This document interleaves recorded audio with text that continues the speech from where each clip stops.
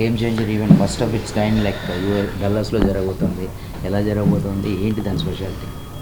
Game changer event USA డల్లాస్లో చేస్తున్నాం. 21st evening 6:37కి అక్కడ అమెరికాలో స్టార్ట్ అవుతుంది. సో 22nd మార్నింగ్ మనకు ఇండియాలో స్ట్రీమింగ్ టైమింగ్ ప్రకారం. సో ఫస్ట్ టైం ఈవెంట్ కాబట్టి మాకు కూడా ఈగర్లీ ఎగ్జైట్మెంట్ ఉంది.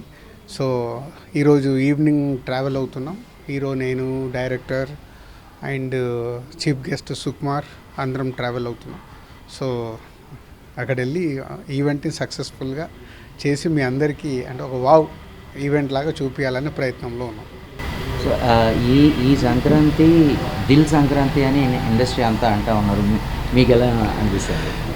ఈ సంక్రాంతికి 3 సినిమాలు రిలీజ్ కాబోతున్నాయి. గేమ్ చేంజర్ 10th, అలాగే డాకు మహారాజ్ 12th, సంక్రాంతికి వస్తున్నాం 14th.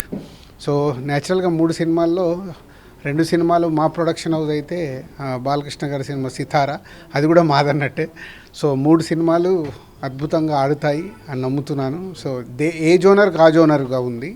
సో గేమ్ చేంజర్ ఒక జోనర్లో ఉంటే, ఒక పొలిటికల్ అండ్ సిస్టమ్ మీద ఉంటే, ఒక ఫ్యామిలీ డ్రామాతో పాటు డాకు మహారాజ్ ఒక మాస్ విజువల్స్ కనిపిస్తున్నాయి, ఒక మాస్ సినిమా అది. అలాగే సంక్రాంతికి వస్తున్న హోల్ ఎంటర్టైనర్. సో 3 ఏ జోనర్కి ఆ జోనర్లో ఉన్నాయి కాబట్టి 3 సినిమాలు సూపర్ హిట్ కావాలి, అవుతాయని ఆశిస్తున్నాను. నిన్న మీ బర్త్డే సందర్భంగానో లేకపోతే మీ బర్త్డే రోజు కోయిన్సిడెన్స్ గాను ప్రమాణ స్వీకారం చేశారు. సో దాని గురించి 2 మాటలు. తెలంగాణ ఫిలిం డెవలప్మెంట్ కార్పొరేషన్కి చైర్మన్గా నియమిస్తూ సీఎం రేవంత్ రెడ్డి గారు ఒక 10 days బ్యాక్ అనౌన్స్ చేశారు. సో నన్ను ఎఫ్డీసీ చైర్మన్గా ఉండమని అడగడము, సరే ఇటు ఫిలిం ఇండస్ట్రీకి అటు గవర్నమెంట్కి మధ్యలో ఒక వారధిలాగా ఉంటూ హైదరాబాద్లో ఉన్న ఈ డెవలప్మెంట్స్ ఫిలిం ఇండస్ట్రీకి ఉపయోగపడాలి, అలాగే హైదరాబాద్ ఇటు తెలంగాణకు ఉపయోగపడాలి, అలాగే ఫ్యూచర్ విజన్ అంటే ఇవాళ తెలుగు ఫిలిం ఇండస్ట్రీ గ్లోబల్ అయింది.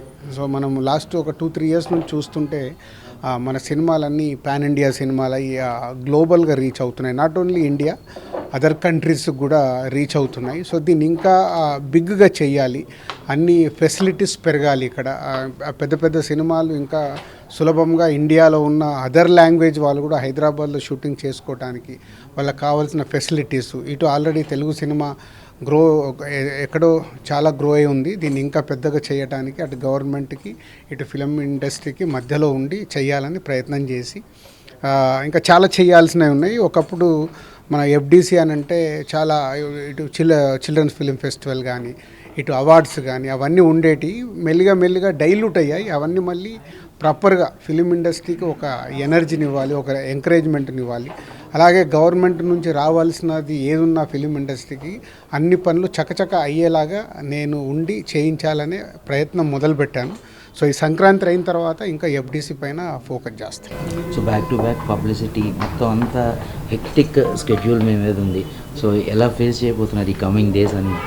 ఇంకో next 25 days day and night hard work చేయాలి. ఎందుకంటే ఇప్పుడు రాబోతున్న సినిమాలు సక్సెస్ఫుల్ సినిమాలుగా కాంటెంట్ రెడీ అయినాయి. అవి ఆడియన్స్ దగ్గరికి సూపర్ హిట్ రేంజ్కి తీసుకెళ్లాలంటే ఓల్డ్ టీమ్స్ 2 సినిమాల టీమ్స్ పనిచేస్తున్నాయి. దానికి నేను వెనకాల ఉంటూ పుషప్ చేస్తూ ఇటు ప్రమోషన్ సైడ్ అటు కాంటెంట్ చెక్ చేస్తూ అన్నీ రీచ్ అయ్యేలాగా చేయాలి. ఒక pan India cinema game changer అన్ని ప్లేస్లకు తిరగాలి, అన్ని ప్లేస్లో అన్ని స్టేట్స్లలో ప్రమోషన్ చేపియాలి. ప్రమోషన్ చేస్తే పాన్ ఇండియా గ్లోబల్గా రిలీజ్ అవ్వాలి. అలాగే సంక్రాంతికి వస్తున్నాం మన తెలుగు స్టేట్స్తో పాటు పక్కన ఇటు కర్ణాటక కానీ అటు తమిళనాడు అటు ఓవర్సీస్లో కూడా బాగా ఆడే సినిమా అన్నిటి దగ్గర రీచ్ అయ్యేలాగా ప్రయత్నాలు మొదలుపెట్టాం. సంక్రాంతికి కుమ్మేస్తాం. Wishing you big Sankranti success. Thank you.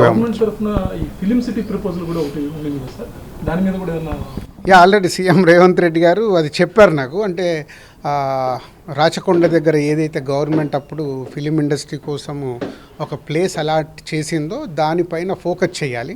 Focus చేసి ఇంటర్నేషనల్ లెవెల్లో అక్కడ క్రియేట్ చేయాలనేది సీఎం గారి విజన్.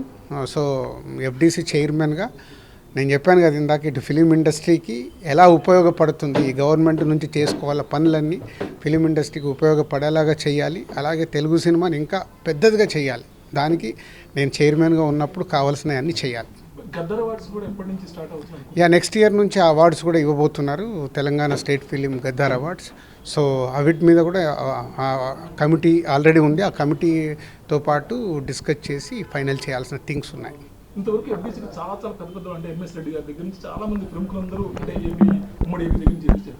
అటువంటి బాధ్యత యాక్టివ్గా ఉండే ఫిలిం ప్రొడ్యూసర్గా ఉంటూ మీరు చేయడం అనేది ఏ రకంటే ఒకేసారి మీరు 2-3 సినిమాలు ప్రొడక్షన్ చేస్తారు, ఇన్ని పడవలు ఈ గవర్నమెంట్ బాధ్యత ఎలా మీరు నిర్వహించాలి? అంటే చిరంజీవి గారు నాకు ఒకప్పుడు ఒక పెద్ద మాట చెప్పాడు, రాష్ట్రానికి సీఎం ఉంటాడు, దేశానికి ప్రైమ్ మినిస్టర్ ఉంటారు, వాళ్ళు అన్ని పనులు చేస్తారు కదా.